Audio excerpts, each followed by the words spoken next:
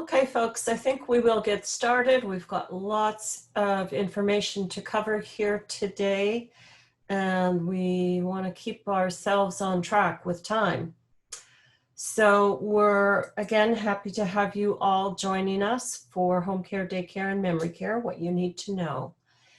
And let me see here. For those of you who maybe have not seen me or met me, my name is Jean Alton. I'm a dementia care consultant with Alzheimer's San Diego. And with me is my co-host and our Director of Education, Amy Abrams. Hi, everyone. And the two of us will be co-presenting here today. And we want you to know that Alzheimer's San Diego, in addition to our education programs, which Amy and I often are teaching together, we have lots of other great programs, which we'll talk about at the end of today's program. So our agenda, this is what we'll be covering through the hour and a half that we are together, is talking more in depth about understanding long-term care and what that is. It's 3 words, long-term care, that encompass a whole lot of options and information. And so we want to delve into that and help you to have a better and clearer understanding of what all those different options are.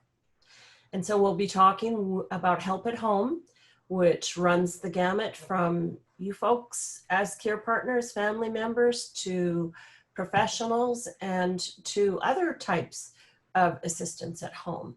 We'll be talking about the adult day programs that are available in our county, and specifically that, some of these resources are less available right now because of COVID-19 and the pandemic. We will also be talking about residential care, meaning these residential facilities that people move into and use the services over the course of their usually later years in life, and depending on what their needs are. With all of this, there's financial considerations. There is unfortunately no big golden bucket of money that's going to pay for all of this for any of us. I wish there were, but there isn't. And so we'll be talking about the considerations we need to look at very closely with regards to planning on how to pay for these things. And I will be talking about resources and supports that are here in our county and websites that you can utilize. There's all sorts of places you can go for really good information and to really delve into things and kind of do your research. And we want you to be aware of these and to access them.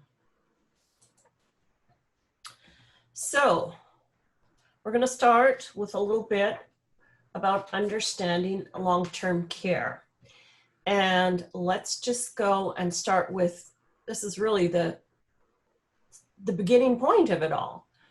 And that is the question, is it time for more help? And when is it time for more help?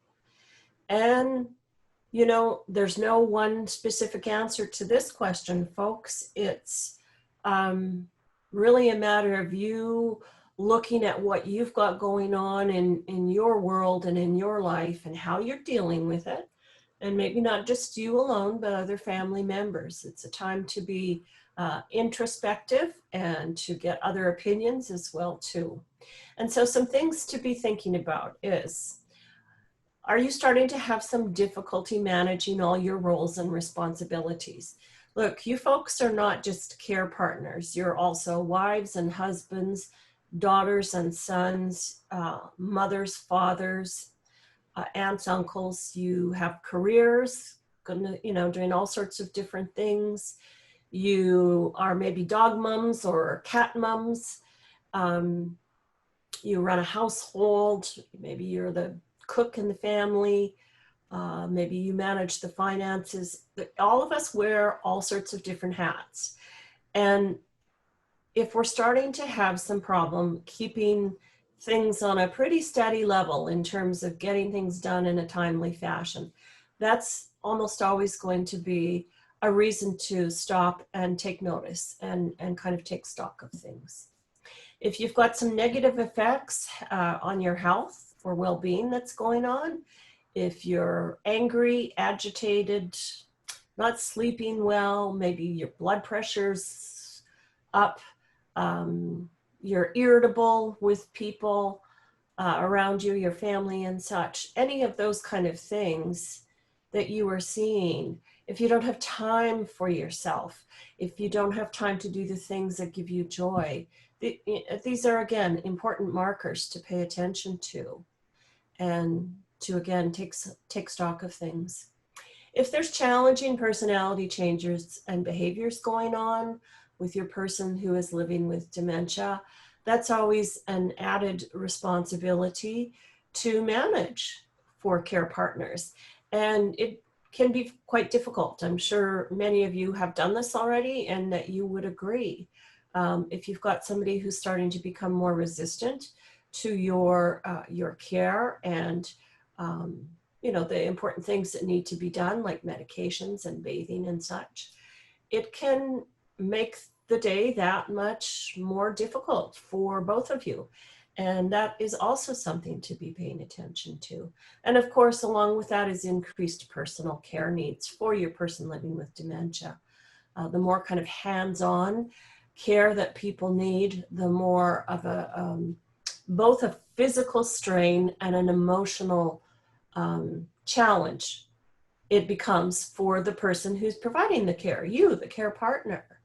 I think about some of the families I've worked with in the past, and one of the people that comes to mind for me is a son, wonderful son, was caring for his mother who he adored, and he did a great job. And kind of the line in the sand for him was when she became incontinent, both of bowel and bladder. And he just said, that's not something I'm going to do. That was a dignity issue for both of them. And so that was the thing for him that made him say, now I need more help. We want you to be thinking about safety risks for yourself as well as your person living with dementia. And so that's everything from protecting backs when you are providing personal care to preventing falls for both of you. How many of you have had your person living with dementia has, or for heaven's sakes, just in our, not necessarily dementia, somebody is with you and they trip. We have this automatic response to try and help them or stop the fall. And we know that that can be really disastrous for both people. You can both end up going down. So there's injuries, and then of course there's wandering, and that's always an issue too. So these are all the things that we want you to be paying attention to. And if you've got these things going on and you don't know, is it time for more help? Call us, and we're gonna problem solve with you and walk you through these things to give you some objective advice. Okay, so this is the continuum of long-term care. And again, 3 words that encompass a whole lot of different things. So what are we talking about? Well, we're talking about all the spectrum of services and supports that provide non-medical assistance with just, the activities of daily living, which I'm going to say is just the things that we do on a daily basis. Everything from bathing and getting dressed and eating and, using the bathroom to the things that then go beyond that and are outside of the house. So what we're talking about is this non-medical assistance. And it is often referred to as custodial care or non-medical care. I tend to like non-medical. Custodial just has, I don't know, it's got some connotations to it that I just don't like. I feel like, I don't need a custodian taking care of me. I need a loving person taking care of me. So let's just say non-medical care. And this does include both paid and professional services as well as our natural supports, which is us, our family members, our friends, our fellow church members, neighbors, all those different people. And so down here at the bottom of the slide, what you see we're going to start with is in-home care and what that looks like. And then we're going to talk about the adult day programs, and then this whole kind of complicated stuff that's residential care. Again, the facilities that people are living in and receiving different levels of service. And then at the other end of the spectrum is this skilled nursing care. And what we want to just emphasize here is when we are talking about long-term care, we're really talking about the services and supports that are out there over the course of time, okay? So don't think of it as something very specific. Oh, he or she needs long-term care. There's just so much variability in what's out there that we just really want you to think about it in terms of this time continuum. So I'm going to be quiet for a little bit here and let Amy come in, and she's going to start us off with talking about help at home. Thank you, Jean. Yeah, I'm gonna start by covering the services that are at the far left-hand side of that continuum that Jean was describing.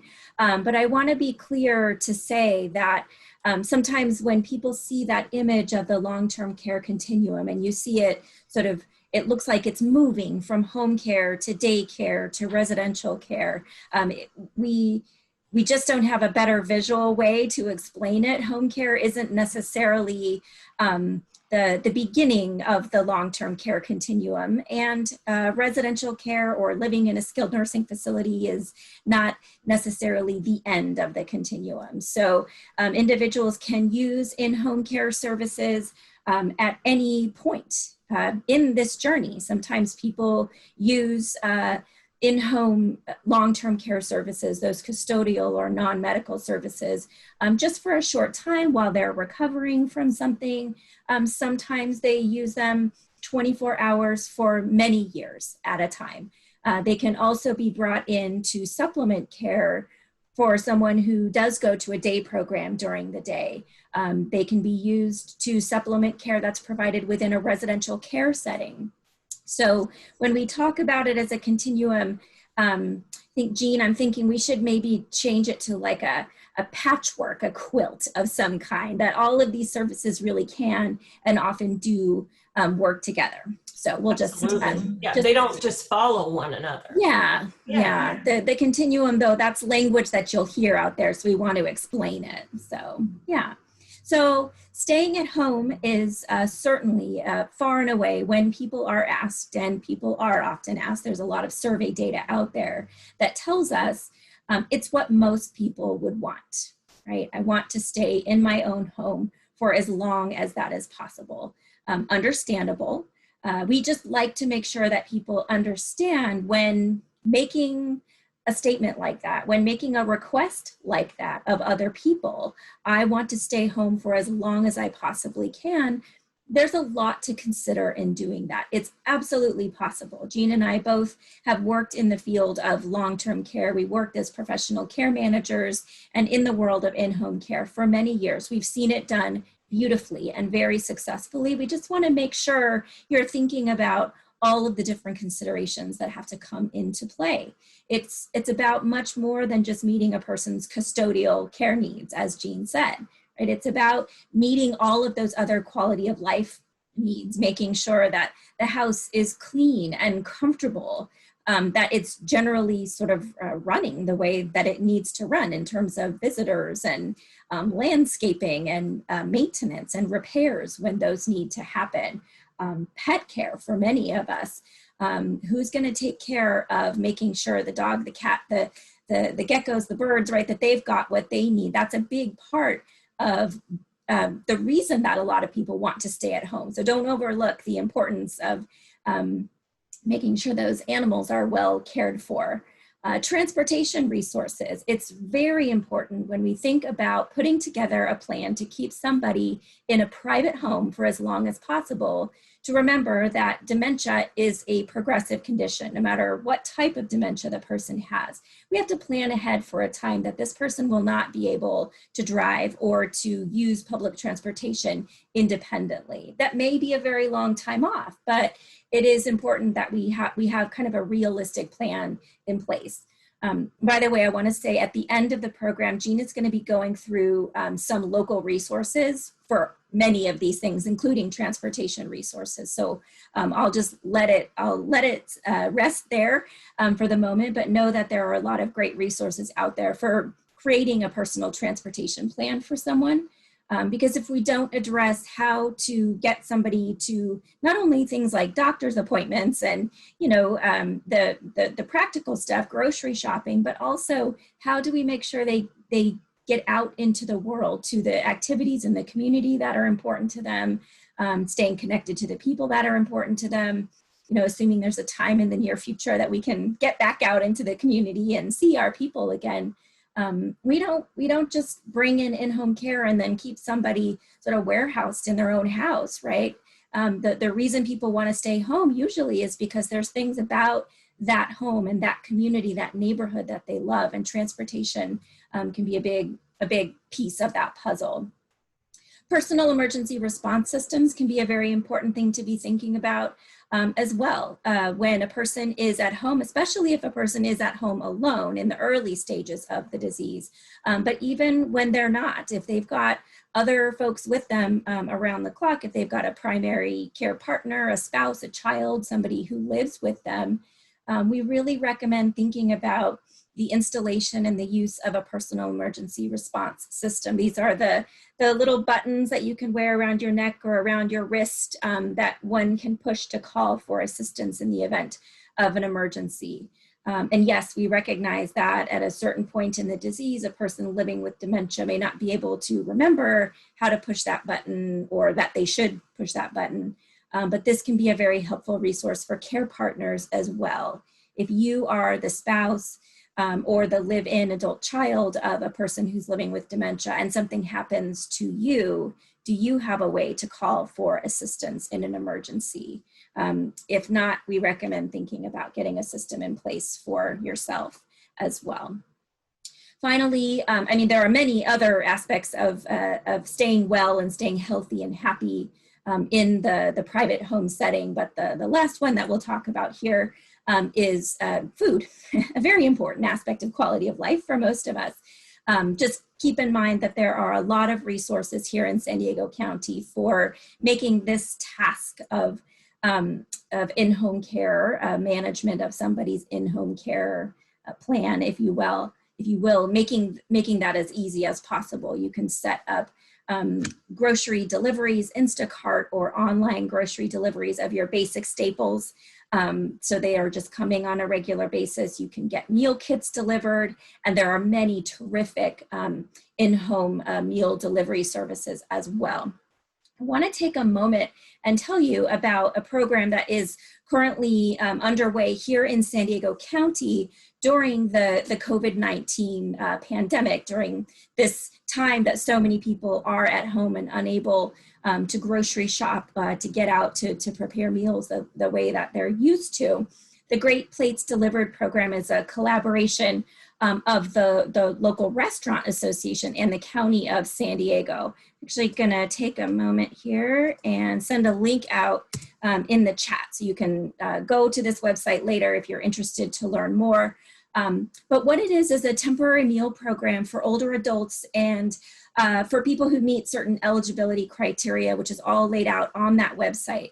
One needs to be either 65 or older or between the ages of 60 and 64 and be considered high risk of COVID-19 according to the CDC. Again, that eligibility requirement is laid out on the website. This is for people who have difficulty preparing or obtaining meals, who live alone or who live with another person who would also be eligible for this program. So it's not for everyone, but it will fill a really large gap. It's for people who are not already receiving some type of state or federal nutrition assistance. 3 meals, a person gets sort of partnered up with a local restaurant, and 3 meals a day get delivered by the restaurant. one time during the day. They bring 3 meals. It's a pretty neat program, and totally free, and currently available to anyone that meets the eligibility criteria here in the county. So check that out if you're interested. So I say all of that just to kind of paint the picture that making a blanket statement like, I want to stay home for as long as possible, it's not an easy proposition. Again, it's not impossible. It absolutely can be done, but it takes some work, it takes some thinking and some planning and some management. Jean will be talking with you about some resources for managing those complicated plans of care at home.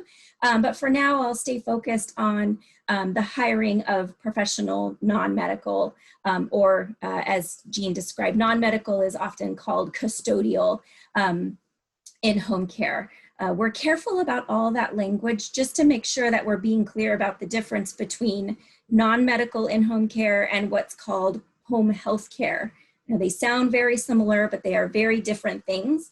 Home health care is provided by licensed, certified medical professionals, right? Nurses or physical therapists who come into the home at a doctor's order. You have a prescription for that, and they provide a discrete medical task, right? That's not what we're talking about here. Those services are generally pretty well covered by most types of health insurance. Non-medical in-home care is not. This is a private pay service. We'll talk more about the financing of all of these types of care here in a moment. So just to be clear, that's what we're referring to, non-medical in-home custodial caregiving services.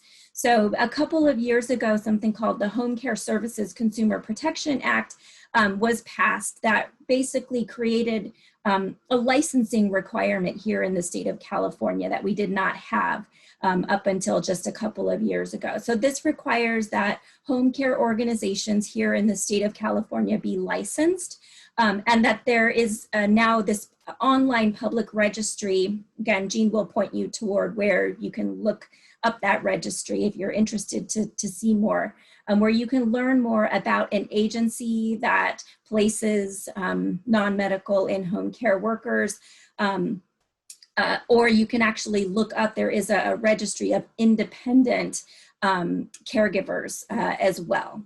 So non-medical in-home care is incredibly expensive. You see there on the screen, the average cost in California for non-medical in-home services is $28 per hour per Genworth, which is a provider of long-term care insurance services that does a big survey every year or two. That's the average throughout the state of California. In San Diego County, you're going to see rates that are all over the board, but that track pretty closely to that, if not maybe a little bit more. We tend to see hourly rates for in-home care here in the San Diego region, anywhere from $27 to $35 or so an hour. It depends on a lot of things, the particular hours that you need the person to be working, how complicated the care is, how many people are in the home. If the person is providing care for more than one person, right, then the rate is likely to be higher. So there's lots of reasons that the rate might be higher.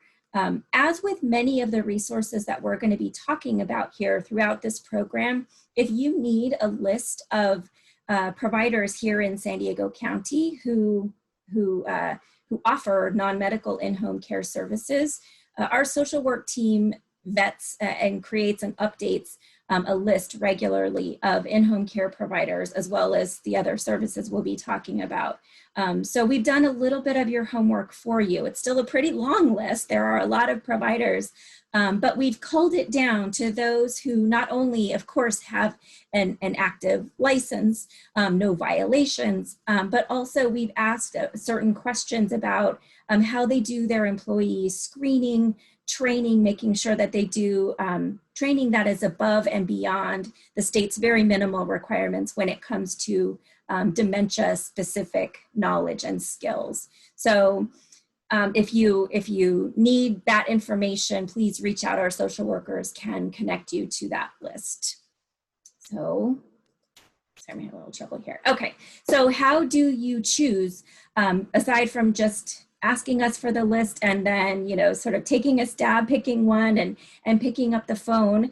What do you do to select the right agency for you? Here's a list of questions that you can ask, just a couple of the key questions that we recommend that you ask. Again, if you ask for our list, we actually have a nice list, checklist for you of questions you can ask when you're hiring in-home care. But don't be afraid to ask, you know, about the agency. How long have you been in business? What's your model? Are you an independent company? Are you a franchise? You know, there's no wrong answer, but you may have a preference for the type of company that you want to work with. Ask about their hiring and their screening procedures. Don't just assume that, well, because they've got a current HCO number, home care organization number, or a license, that, you know, you're good to go, right? Do your due diligence. Keep asking questions until you've gotten answers that you like. Ask about their process for making a match, right? That's a complicated chemistry, finding the right caregiver for you or for the person that you care for. Ask about their procedures for that. Be sure you understand the services agreement or the contract, right? What services are and are not provided. Of course, what it costs and what the terms are of those services. And then the little things like their scheduling policies. Most agencies have what are called shift minimums, meaning you can't just ask them to send somebody out for 1 hour or 2 hours.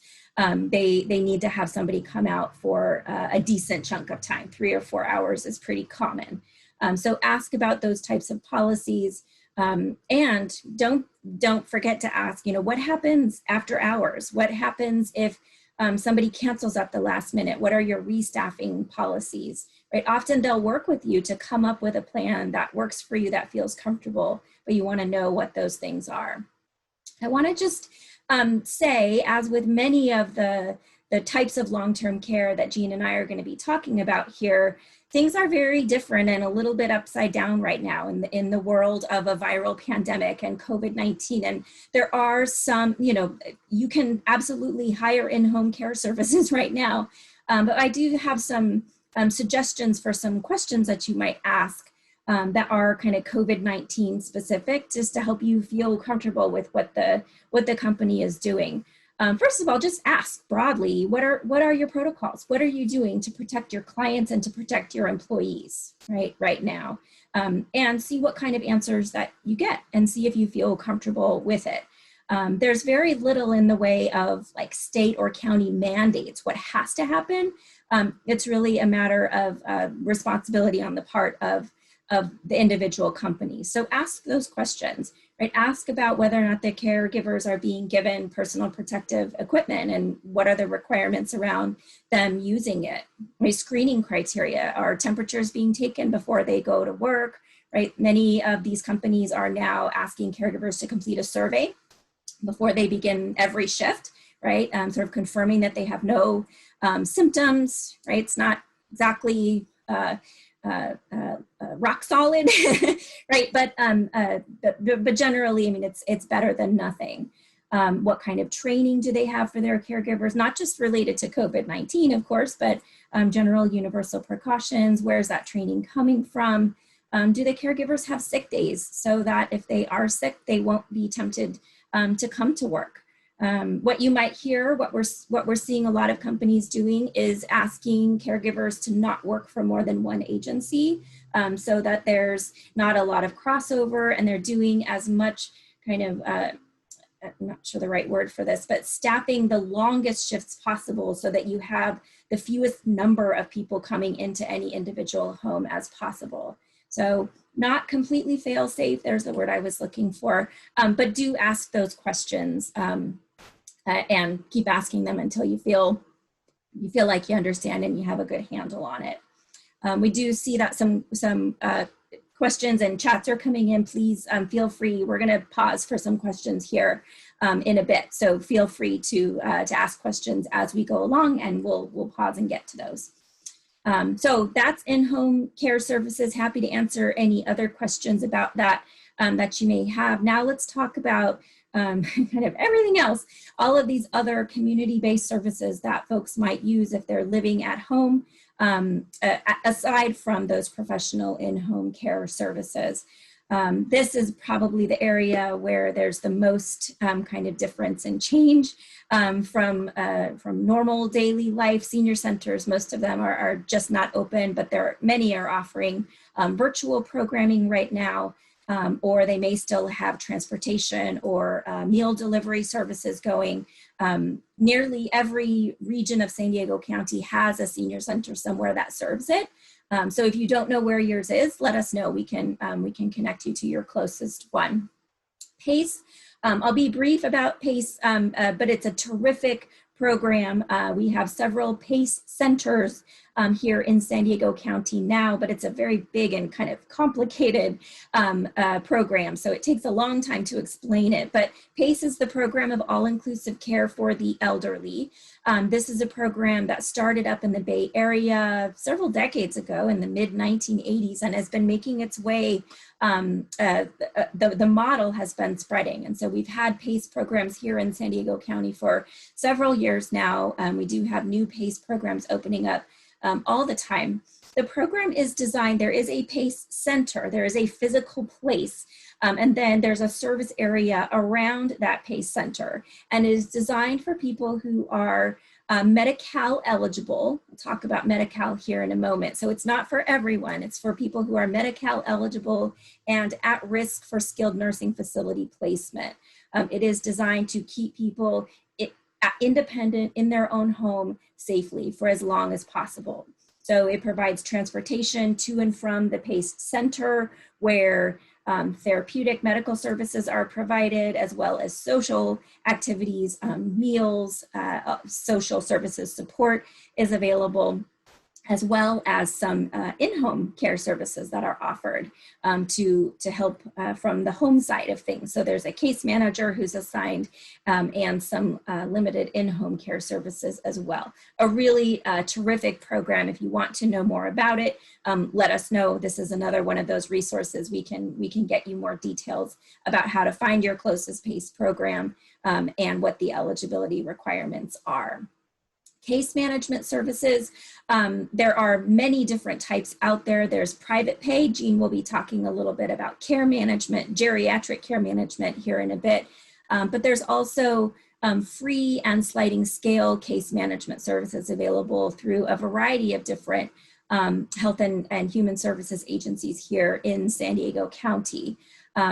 Right now, of course, these services are being provided quite differently because it's generally not safe to be going out into homes and providing face-to-face services, but case management services of a variety of types, both in-person and virtual, telephonic support are available, again, through numerous nonprofit agencies here in San Diego. And then, of course, there's us at Alzheimer's San Diego. We consider ourselves, we hope that you will consider us to be an important connection between the home setting and the residential care setting. We've got social work support services, support and discussion groups. Of course, you've found our education program. We also offer respite services and connection to a huge variety of different community resources that people need. Okay, we're gonna pause after this, sorry. So I'll keep going here and I'll talk briefly about adult day programs. Unfortunately, I have to speak kind of briefly about adult day programs at the moment because most of our local programs are not fully operational right now because of the viral pandemic. There are a handful that are open. Give us a call. We can talk you through those that are currently accepting new participants, but I'll just provide a brief overview here of what adult daycare is, with the caveat that at the moment, access to it in San Diego County is quite limited. But adult daycare services are an incredible resource.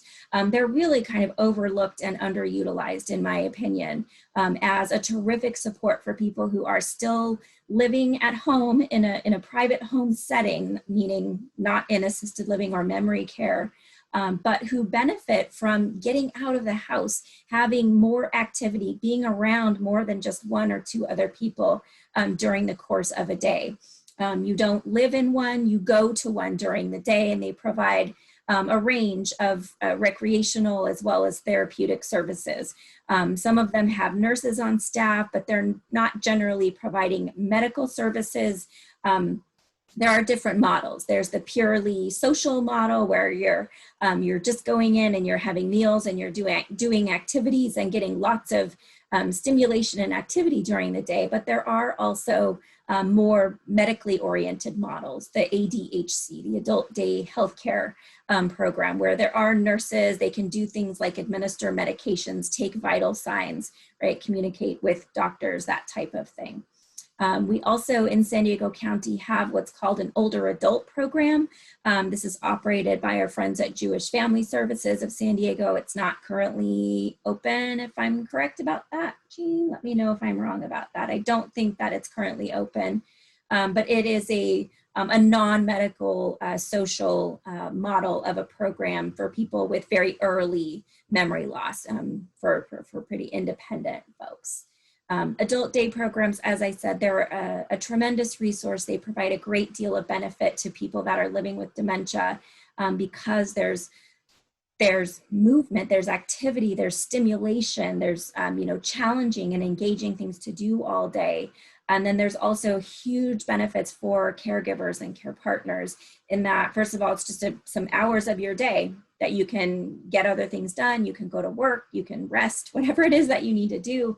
But also, it's not all on you 24/7 to be the source of entertainment and inspiration and a motivation for the person all day long. You can let somebody else take some of that on.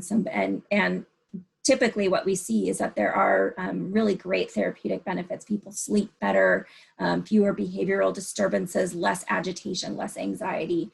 In the evenings and overnight for people that are participating in day programs.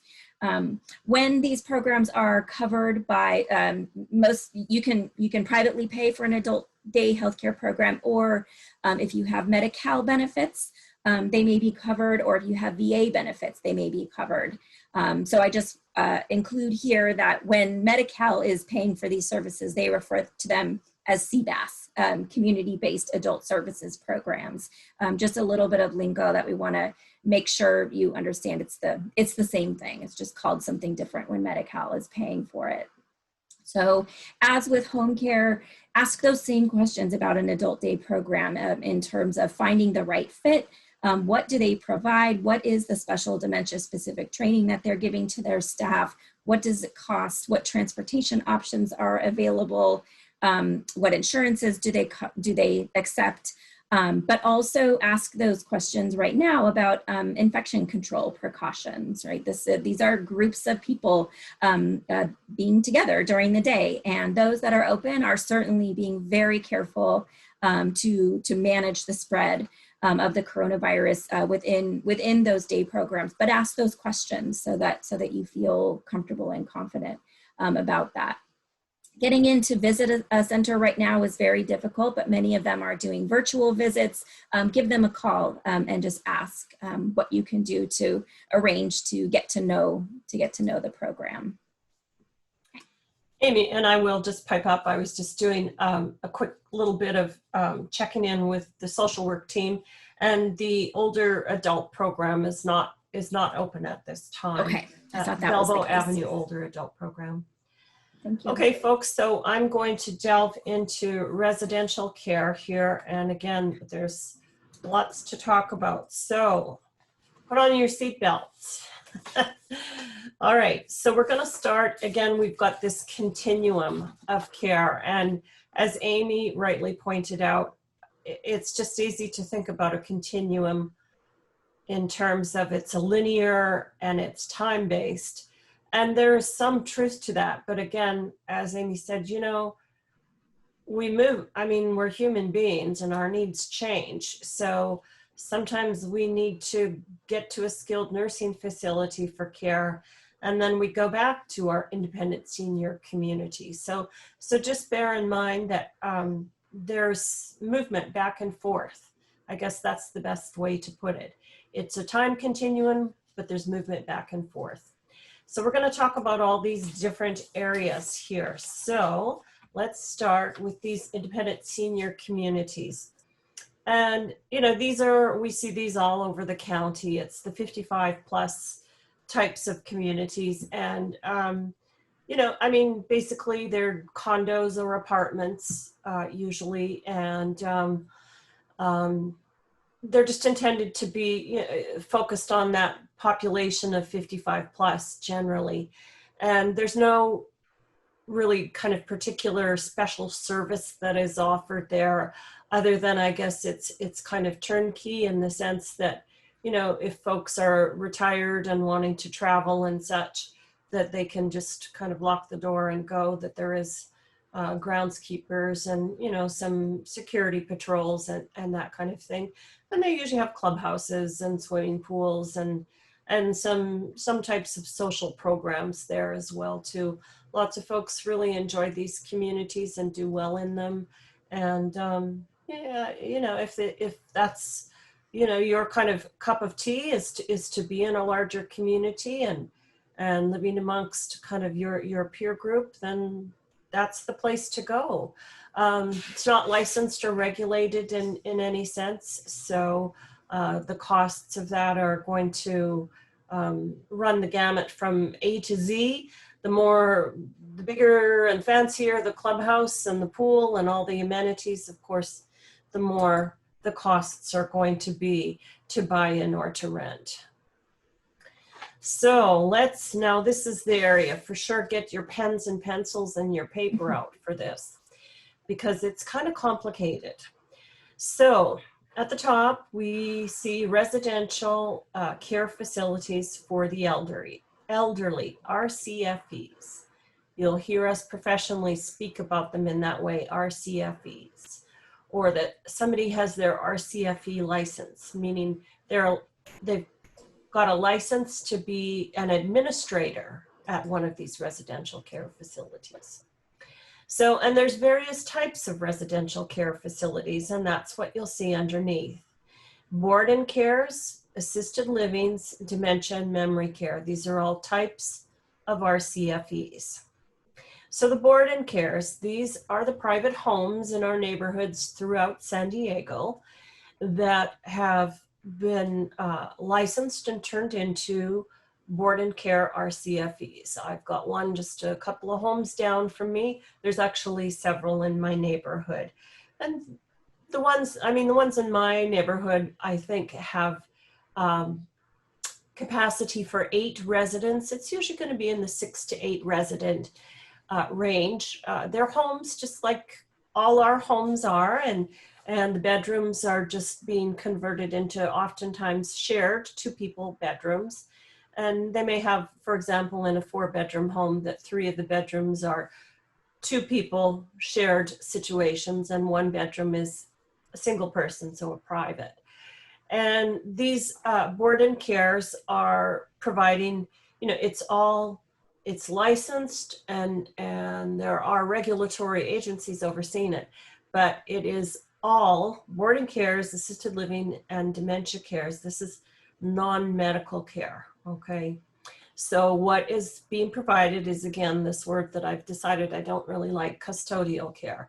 But it is, you know, helping people with bathing, with dressing, with eating, with staying engaged and doing activities, all these kind of things, the supports that people need in order to get these activities of daily living accomplished. Board and cares sometimes get referred to as some funny names like 6-packs, and 6-pack is referring to often, you know, it's 6 residents living in that home.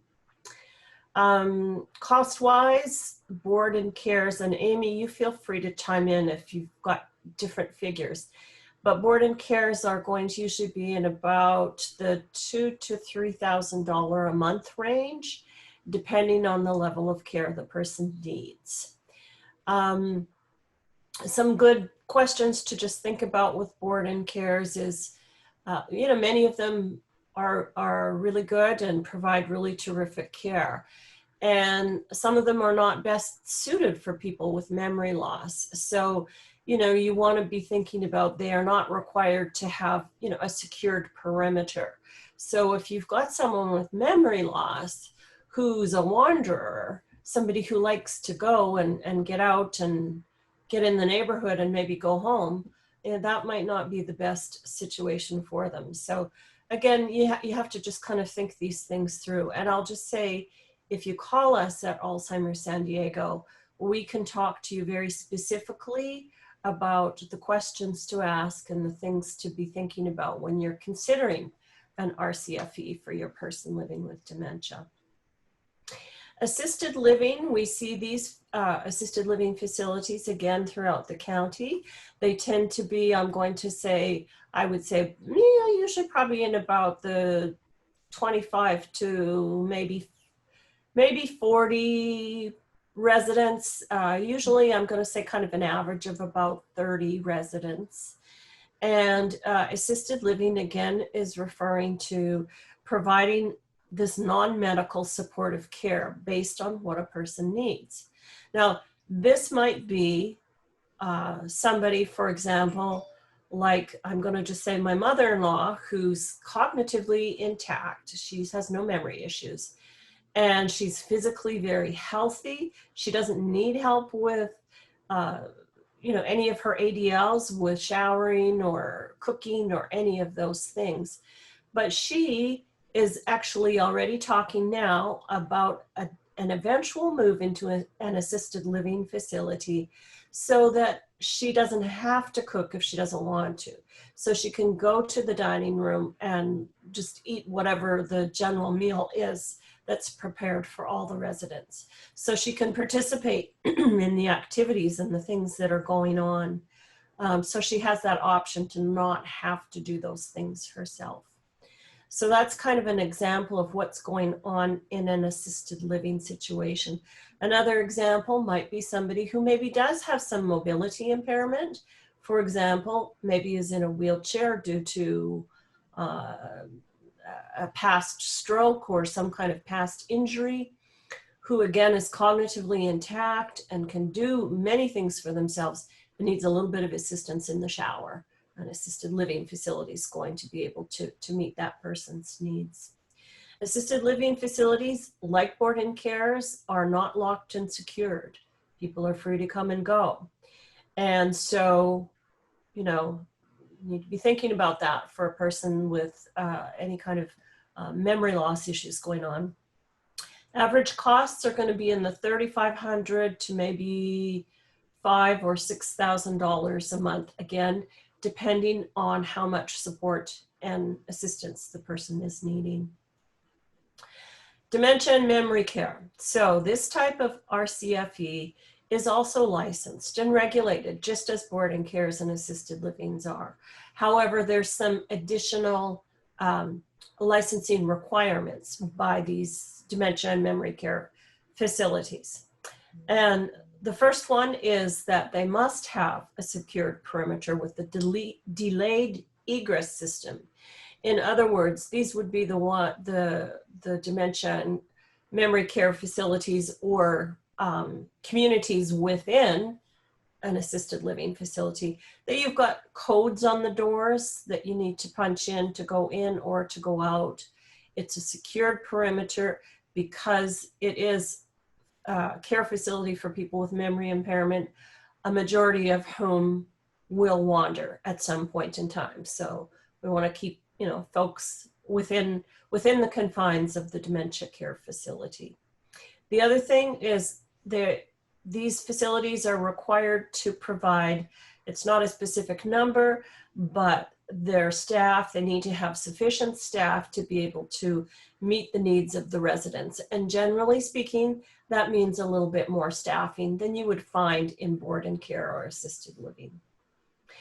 And further to that, the staff that work in the dementia and memory care, there is a requirement both upon hire and annually for them to receive through the facility some dementia training that then is ongoing. So that's kind of the differences. Costs for Memory care are going to start maybe at about $4,500 a month and then go up from there. Some of them as high as $10,000, $11,000 a month.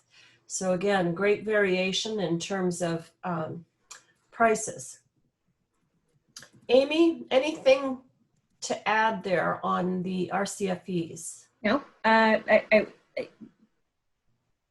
would just add about the need for a physician's report and the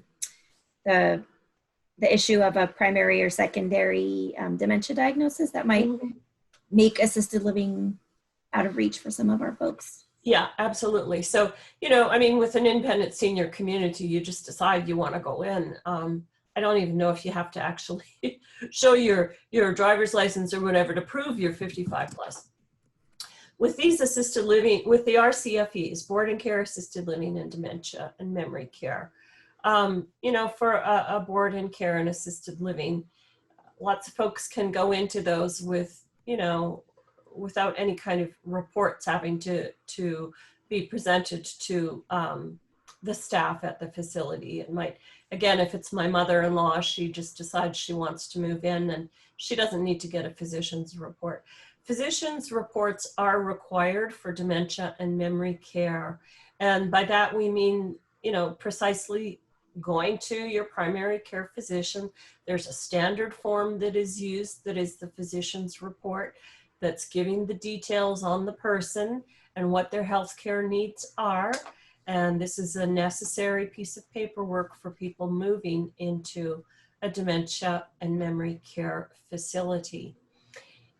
For a person who's got a primary diagnosis of Alzheimer's disease or some other related dementia, having a primary diagnosis is going to be a barrier to living in assisted living.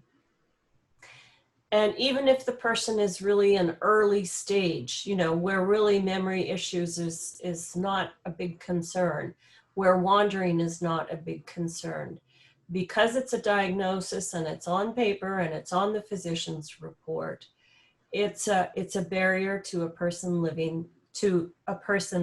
residing in an assisted living situation.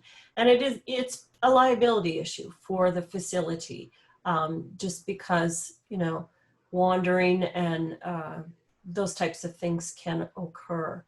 Now, Amy, you mentioned if it's a secondary diagnosis, and would you elaborate on that? I feel a little, I want to make sure that the information we give is correct, and I'm not sure I've got that 100%. Sure, yeah, there was a question that came in the chat, and it's a very common question that we get.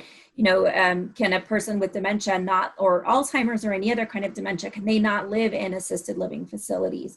That's not necessarily the rule. What the doctor needs to attest by filling out that form that Jean was describing, the doctor is attesting if they name Alzheimer's or another type of dementia as either the primary or the secondary diagnosis. There's space on that form for them to write two different conditions. What they're saying is that condition is the reason, the primary reason or the secondary reason that person needs help with their activities of daily living. So if it's that a person may have a diagnosis of dementia, but they have other conditions that are really the reason that they need to live in assisted living, their memory loss is not the primary reason or the secondary reason. They may very well, that may be reflected in the physician's report. So it's just kind of a formality. The doctor is confirming, is this the main reason or the next to the most significant reason that this person should live in assisted living? Yeah.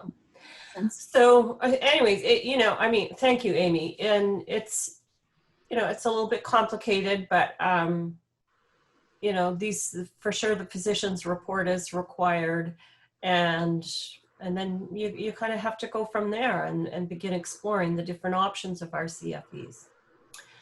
So then we have, let me just have a quick peek here. So that's all our different types of RCFEs and kind of the price points of those. And then we have skilled nursing facilities. And so these are the facilities that do provide medical care. They are licensed and regulated by the California Department of Health. And they provide assistance, yes, with the ADLs that I've talked about, which is the bathing and the toileting and the eating and all those different things. But they also can care for medical needs. People go into skilled nursing facilities usually by a couple or three different ways. Oftentimes people go into a skilled nursing facility for short-term rehabilitation after a hospitalization or an injury or something like that. And they go in and get that short-term rehabilitation through the services of nurses and therapists, physical therapists, occupational therapists, and such. And again, it's medical and hands-on care. It's usually covered by insurance when it's a short-term rehab. Medicare oftentimes will cover that. For kind of the longer term, there are some people can end up in a skilled nursing facility for a longer term custodial care situation where, yes, they are getting their assistance with their ADLs. They do need a higher level of care, and they do need 24/7 oversight and supervision. And this is not covered by insurance unless the person is on Medi-Cal. And Amy will be talking about Medi-Cal and Medicare a little later on. Skilled nursing facilities, if people do end up paying privately, are expensive, about $350 a day. But generally speaking, again, it's going to be most people accessing skilled nursing facilities for short-term rehab, and those that are for longer and custodial care are Medi-Cal, folks that are on Medi-Cal. The continuing care retirement communities, we've got a few of these around San Diego, about 5 or 6 of them, something like that. Mm-hmm. And these are communities that incorporate all aspects of this continuum. The independent living, they'll have memory care and dementia care and assisted living. They will usually have a skilled nursing facility, a health center on site. And so people are usually buying into these types of communities with the intent of, I'll start out in independent living, and then if I want to go to assisted living to get help with my meals and transportation and things like that. And then if I develop dementia, I've got a memory care section that I can move into. The skilled nursing is in the event, perhaps I fall and break my hip, I can go on site to the skilled nursing facility in my community and then go back to whichever area it is that I live. These are very expensive, not at all uncommon to have buy-in fees and amounts of upwards of $250,000, $500,000. Very, very expensive. They are an option for people who have those financial resources available to them. But most certainly, that's going to be limited in scope for the majority of us. So in evaluating residential care, these are some of the things that we want you to be thinking about. And what I can tell you is really, if you're starting to look at any type of residential care, please call us at our general number, because we've got all this good information that we can send out to you either by email or postal mail that is these checklists. And we can talk you through kind of the things that we would suggest you are doing in your quest to identify the facility that's best for you, kind of the tips and tricks of things. And we do have some of these folks, and we do want to share them with you. And if I was to start going into them now today, well, that would be a whole other new webinar. So please call us, and we're happy to give you that information and share those insights with you. There's lots of research and work that needs to be put into this for you folks as care partners, and we want you to have all the tools that you need to do it successfully. So, any questions? Have we had any questions come in? Yeah. I know there's probably lots, but there's a couple. I just want to say back to the last slide that you, if I may, sure. I just want to add one point here, and that is, I think sometimes people they feel sheepish about making a decision about choosing a residential care facility based on its cost or based on where it is geographically. Those are very important considerations. They're very practical, and there's nothing wrong with sort of narrowing your search in that regard. If it doesn't make sense to be traveling all the way across very busy, usually very trafficky San Diego County, right? If there is another community that's geographically, it makes more sense, right? I just wanted to sort of mitigate any guilt or feelings that people might have around making decisions on those very practical considerations. Absolutely. Nothing wrong with that. So yeah, we do have some questions. Back to the topic of in-home care. Question, will the agency allow us to meet or interview the nurse or the caregiver who will be coming into the home? Jean, do you want to take that one?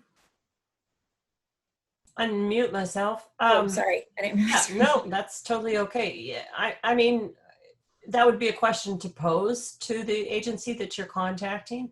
I know that some of them will, and it's a little bit dependent right now on what their policies and procedures are with regards to the pandemic as well too.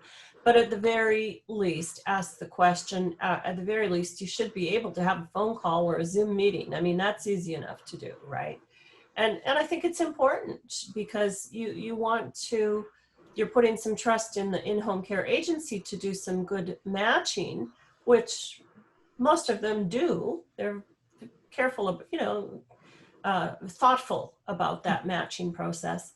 But I mean, if it was me bringing in a caregiver, someone I care about, I want to meet the person and get a sense of them. So I don't think it should be an issue. So. Great.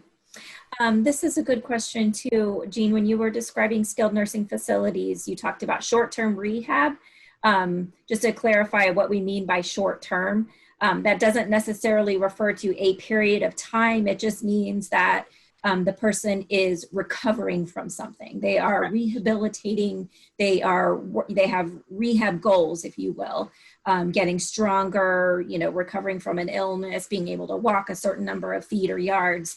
That's what we mean when we say short-term rehab versus somebody who lives in a skilled nursing facility on an ongoing basis, sometimes called a long-term care stay or a custodial stay because they need that support ongoing. So just a quick point of clarification there. Are boarding care homes licensed to administer medications? Jean, would you like to take that one? Okay, so boarding, I mean, I guess the thing is some will have professional nursing, either nurses on site, and oftentimes, in fact, the owners are oftentimes nurses. And so in that case, the nurses are, by virtue of their license, able to administer medication. However, the people who are providing the custodial care and the hands-on support are not able to administer medication. So it's oftentimes dependent on who you have in terms of owners and staff. And they are not, well, Amy, you tell me, what does the license actually say for medication? So the medication is one of these funny, it's in a gray area, reminding somebody that it's time to take their medication, right? Putting it out and handing it to the person. And if they can take it independently, absolutely. All RCFEs can and most do that. But not it's like just a part. Administer it, like. Right, the actual putting it in someone's mouth or giving an injection if it's an injectable. That's, you know, it crosses the barrier into the body. That's considered a medical procedure, and they are not licensed to provide health care. They're licensed to provide long-term care. So yeah, it's tricky. So that's an issue in home care as well as residential care. And a question you want to ask: what are the limits in terms of your ability to help with medication? But yes, if somebody needs someone else to manage their medication, I need someone else to bring it to me every day and make sure I'm taking the right dose, that's absolutely something that they can do in boarding cares and assisted living and memory care. Thank you. I was having problems finding language I wanted to use. It's a tricky question. Yeah, for sure. And the same applies with the adult day programs. So the adult day health programs can administer medication. Yeah. The adult day social programs can only offer the reminders. It's time for, you know, your medication. Your wife said it's in your front pocket. Right. Yeah. Okay. So shall we move on here? Okay. Sure. We do have some unanswered questions. We see those. We'll try to get through those at the end if we can, if we have time, and if not, please, we're gonna give you resources for connecting to us to ask individual questions. So hang in there. We'll keep moving. Thanks, Jean. All right, Amy's going to take over with the big talk about how do we pay for all this stuff. Yeah. I'm going to move through this quickly. It is a very big topic. I do want to say that we have a standalone education program on the thing I'm going to be talking about in the next 5 minutes here. We've got a full program devoted to this topic.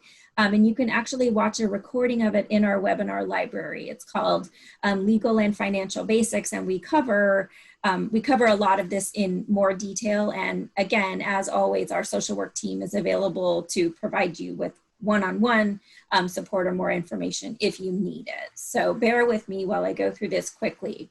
The bottom line for everything I'm going to spend the next few minutes talking about is that Medicare doesn't pay for this stuff.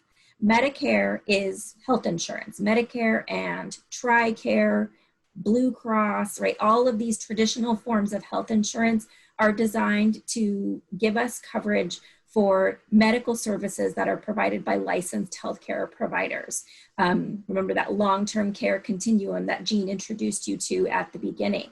For the most part, we are kind of on the hook for those services in the United States today. So most people pay for long-term care services, all of these things that we're talking about: home care, residential care, adult daycare does tend to be covered by more insurances, but for the most part, people are paying for these things out of pocket. Oops, sorry, I didn't mean to do that. Liquidating personal savings and assets to pay for this care. If you have a long-term care insurance policy, keep paying those premiums. Don't let that lapse. Or if the person that you're caring for has one, make sure that those premiums are getting paid. Get it out right now. Have a look at it. See what it covers. Don't let that go to waste. We see that so often, that people have pretty good long-term care insurance policies and kind of hang on to it for a rainy day, right? When it's like pouring rain outside, like, let's go. If you can open a claim and get some of those benefits to help you start paying for some in-home care, day programs, or even a stay in residential care, don't let that money go to waste. Once a person already has a diagnosis of Alzheimer's or another type of dementia, regardless of their age, they're really not going to be able to qualify for buying a new long-term care insurance policy. But if they've already got one, please get that out, ask for a benefits review, and see what it covers and what you need to do to get a claim open so that you're familiar with it. There are some kind of creative financial tools that are available. Many people in Southern California are in a situation where they don't have a lot of cash ready, but they have a lot of assets in the form of a home, right, or some other type of investment. So reverse mortgages, charitable gift annuities, wherein one can gift a large asset such as a home to a nonprofit organization, and they pay you an annuity for that you can use to help you cover long-term care related costs. You can actually you can convert a life insurance policy that you no longer need to produce liquid assets to help you pay for the cost of long-term care. So all of these are complicated. We want you to talk to a financial advisor about whether or not they're the right choice for your particular situation, but we do also want you to know that they are available. Just because you don't have cash, that doesn't always mean that you can't afford long-term care. And then Medicaid and the VA are two programs that exist to support people who have long-term care expenses and cannot afford to pay out of pocket for them. I'll talk more about those in a second. First, I just want to say briefly what Medicare is. I think it's helpful to just clarify the difference between Medicare and Medicaid before we get into Medicaid. So Medicare is the program, the federal health insurance program. It's paid out of our Social Security deductions, and it's health insurance, right? It does not cover the cost of long-term care. It is not means tested, meaning as long as you worked enough quarters or you were married to someone who worked enough quarters, you get it. It doesn't have anything to do with your health. It doesn't have anything to do with your financial status, at least at the moment. It's an entitlement program. It's a terrific program. It's quite comprehensive, but it does not cover the cost of long-term care. And in all my years in working in this field, I've had so many heartbreaking conversations with families who didn't understand that, right? Making the decision to hire in-home care, making the decision to move into assisted living, and having no idea that they didn't have insurance to help them pay for that. So just an important takeaway message there. That is not what Medicare is for. So Medicaid, which it's a joint federal and state program. So federally, nationally, we refer to it as the Medicaid program. Each state runs their own program, and they can call it something different. They have different eligibility requirements, and they cover different things. So in California, we call this Medi-Cal. So if you've heard that term and weren't quite sure the difference, it's the same thing. We just have our own name for this program. So it's funded 50% by the federal government, 50% by the state of California. And most people are pretty familiar with Medi-Cal as a provider of health insurance and certain other types of financial benefits to low-income individuals and their children. But in California, there are actually provisions for coverage of long-term care services too. So the eligibility requirements are a bit complicated. I'll let it suffice for right now to say that it is not a program just for low-income individuals or for low net worth individuals. The Medicaid program, if you have a higher income, but you meet the asset requirements, you may still be eligible, but the state of California is going to ask you to pay what's called a share of cost to help them to help cover the cost of your Medicaid, your Medi-Cal benefits. So I just don't want anybody assuming, oh, that's for a different group of people from me. The Medi-Cal program is actually kind of a middle moderate income kind of a program. It does cover some limited long-term care services. You can't go on Medi-Cal and then just move into whatever assisted living facility you like. But if you are on Medi-Cal, you'll be assigned a case manager who can talk to you about these benefits. Some limited in-home supportive services, up to, I think, 283 hours a month is the maximum benefit that a person can receive. So it's not 24-hour coverage, but some limited hours of in-home supportive services. Medi-Cal does pay for CBAS, those community-based adult services programs, the adult day care programs that we've been talking about. Not all of them accept Medi-Cal, but many of them do. And then, as Jean mentioned, Medi-Cal will cover a person's long-term custodial stay in a skilled nursing facility. It does not cover, you notice the big gap. Remember, we talked about that long-term care continuum. The thing that's not covered is residential care, boarding care homes, assisted living, and memory care facilities. Medi-Cal does not currently pay for that.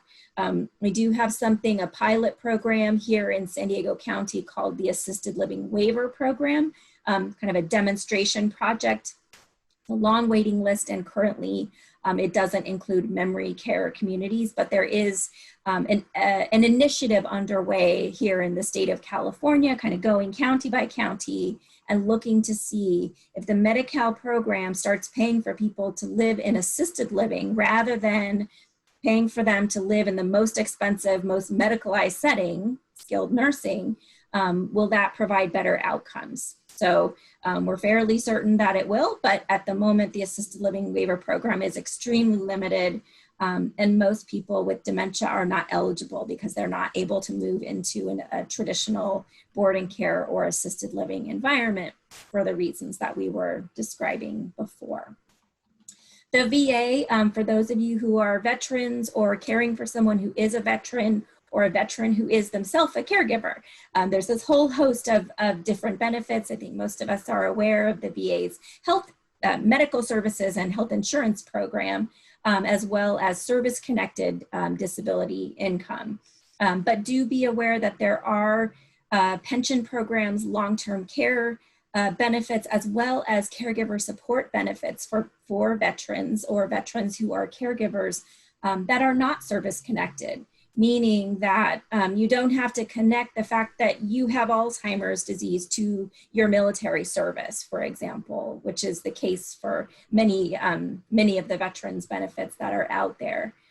So I'll leave it at that. We can answer questions if we've got them one-on-one, or again, I would really recommend that you watch the Legal and Financial Basics webinar that's available in our webinar library on the education page of our website if you want to know more about either the Medi-Cal or VA benefits and how they help to cover long-term care. By the way, if anybody missed it, I just want to say all of these slides are going to be emailed out to all of you. So Jean's about to share a lot of resources with you. Don't feel like you have to furiously write down all these links and names. You're going to get it all in an email shortly. Oop, I'm getting ahead of myself. So yeah, I'm going to talk to you a little bit about resources and supports.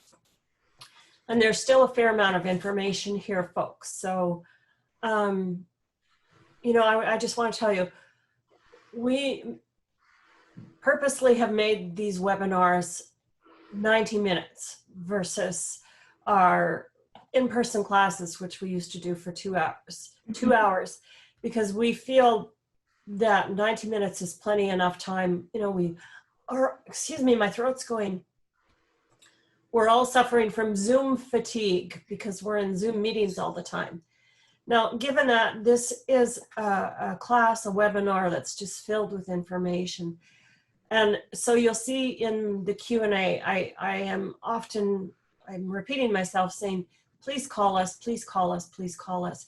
But really, folks, that's the best thing you can do because there's different options for different situations. You know, it's not one size fits all. And so it's really important that you contact us so we can get you connected to the resources that are right for you. So, okay, now this doesn't want to, Sorry. We're fighting. Are we fighting? Mm-hmm. All right, starting the conversation. You know, I'm not going to go into this any more than we've already done. This is really speaking to what I've just said, is some of the conversation should include us as professionals so we can point you in the right directions. There's so much out there that we want to be able to give you our input and our objective advice to get you going in the right direction so you're not spinning your wheels looking for things that you actually may not need or may not be helpful. So, but you do, you know, I mean, we all have to think about these things, about what are the options. Absolutely, we have to look at our finances. And, you know, I mean, Amy is correct. There's no guilt in that. I mean, we often in our family laugh and tease one another about champagne tastes on a beer budget. I mean, budget dictates, folks, for actually a majority of things in our lives, for most of us. So that's just a practicality, and you know, we need to consider that. And again, stay in touch with us throughout this whole process, because we can assist you at every step. Come on. There we go. Aging life care professionals. Just very briefly, these are a fantastic group of people.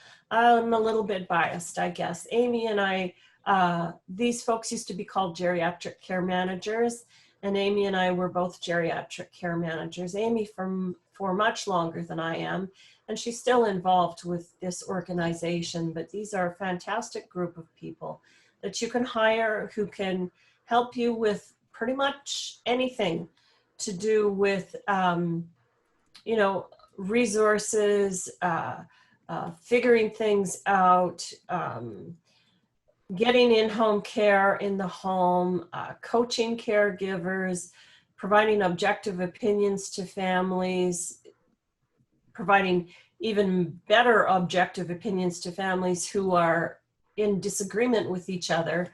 I don't think there's too much these folks can't do. It's a little bit of everything. You look at this wheel down here of the aging life care people, and this is everything. Crisis intervention, getting legal and financial things. They're not attorneys, but they will connect with other professionals, advocacy, all sorts of different things.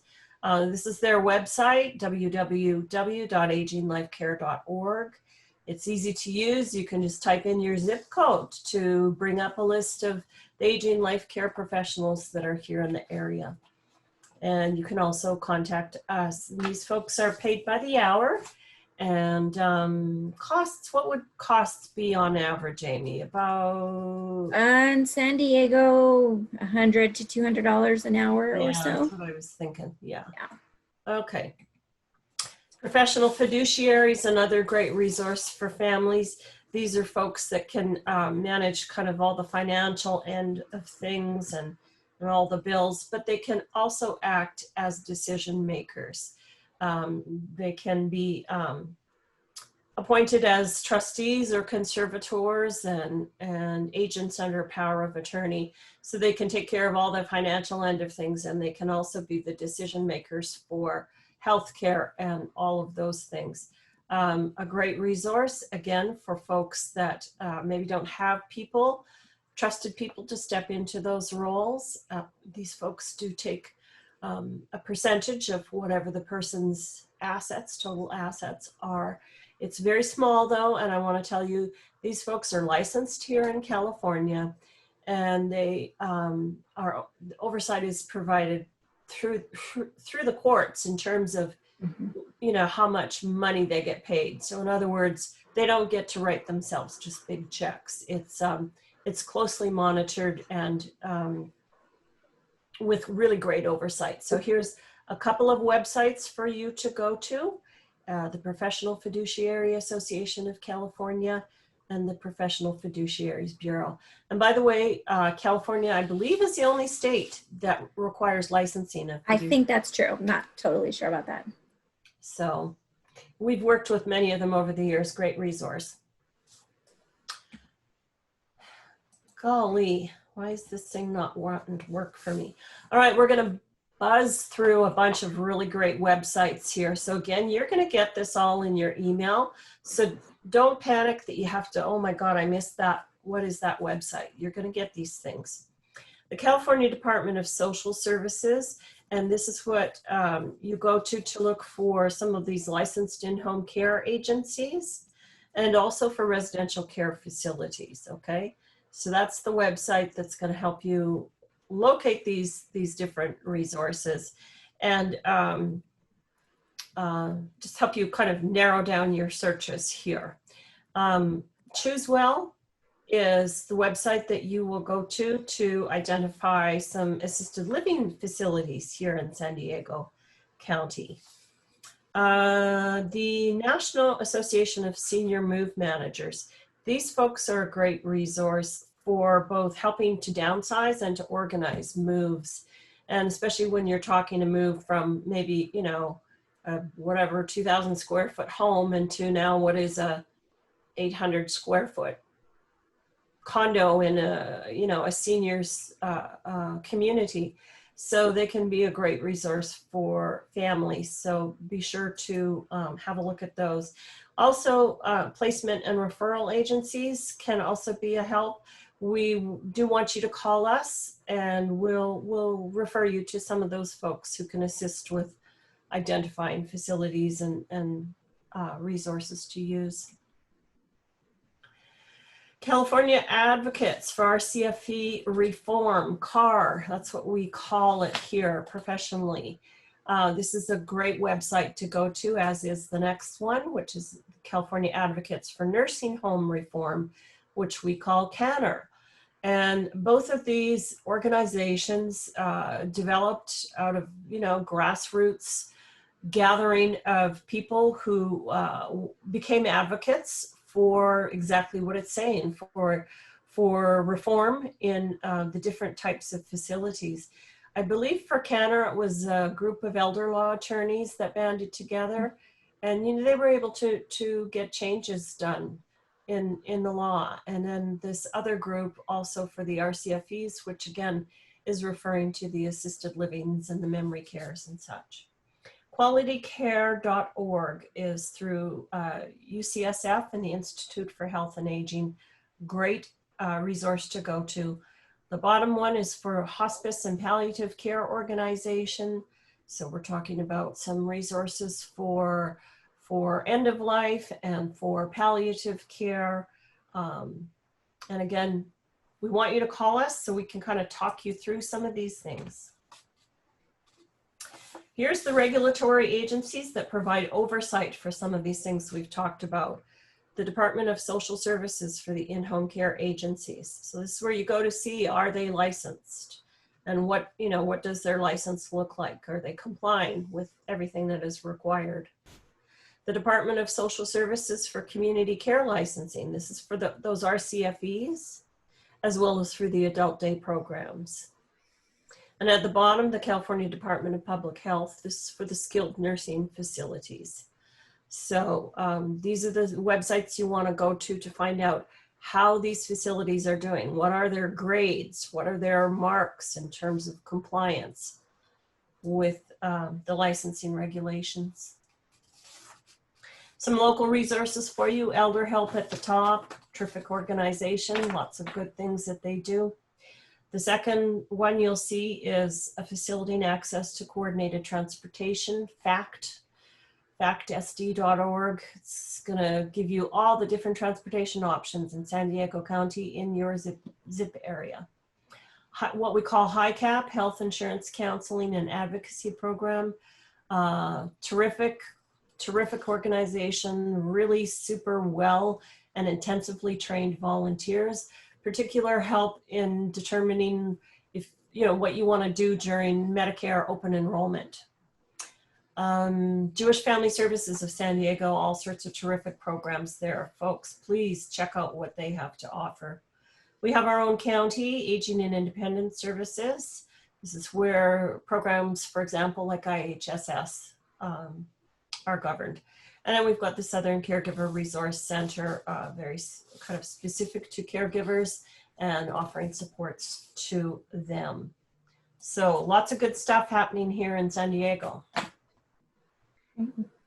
And last but not least, Alzheimer's San Diego. We hope that in addition to all of the resources, the agencies that Jean just introduced you to, if you're not familiar with us and the incredible array of free support and services that is available through our agency, take a moment to get to know us. We have supportive counseling services, social work support services, clearly online education. We've got dozens of online support and discussion groups.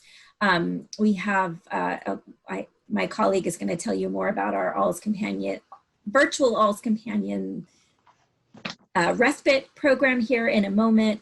We have social activities that happen online now, movement and motion and other types of kind of social hours that are getting started. We can send you reusable hand-sewn cloth face masks if you need them. We have just an incredible core of volunteers that have been sewing for us.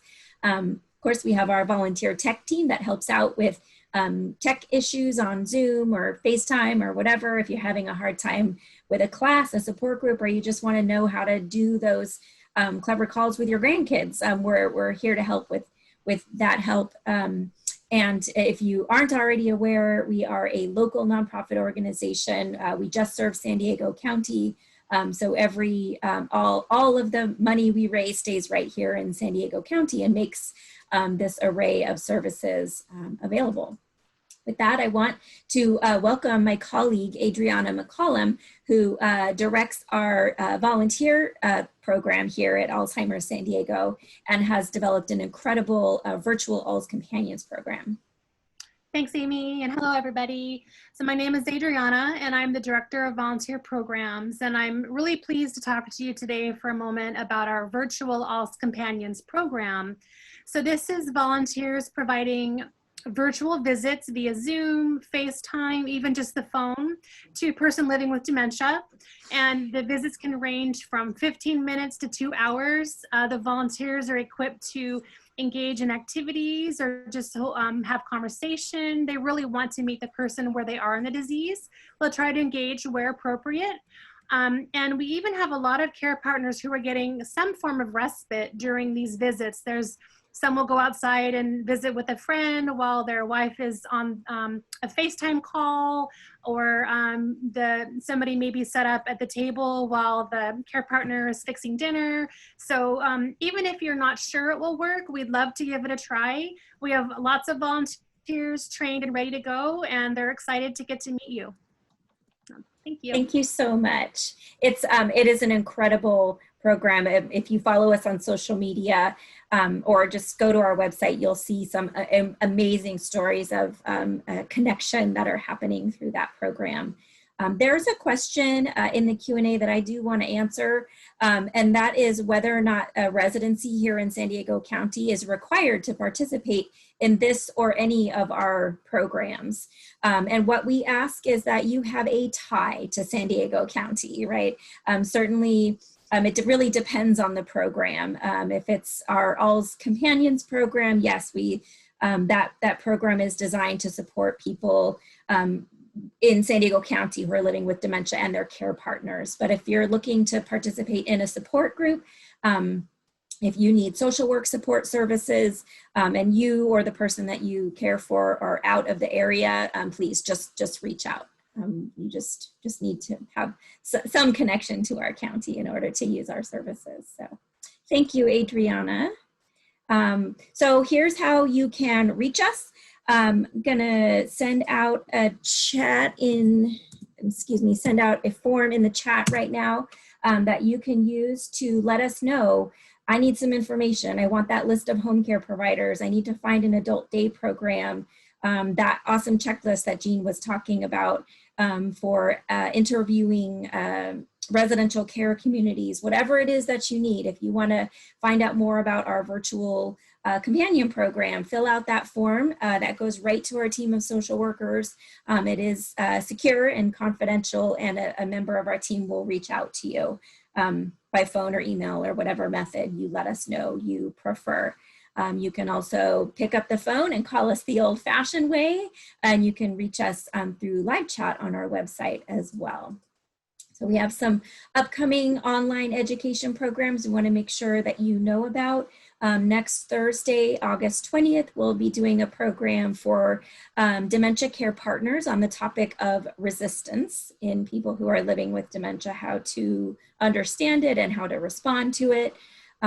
Next Friday afternoon, for those of you who are on Instagram, we'll be doing a live Instagram live interview about making meaningful connections with people who are living with dementia. It's going to be a lot of fun, so please tune in for that one.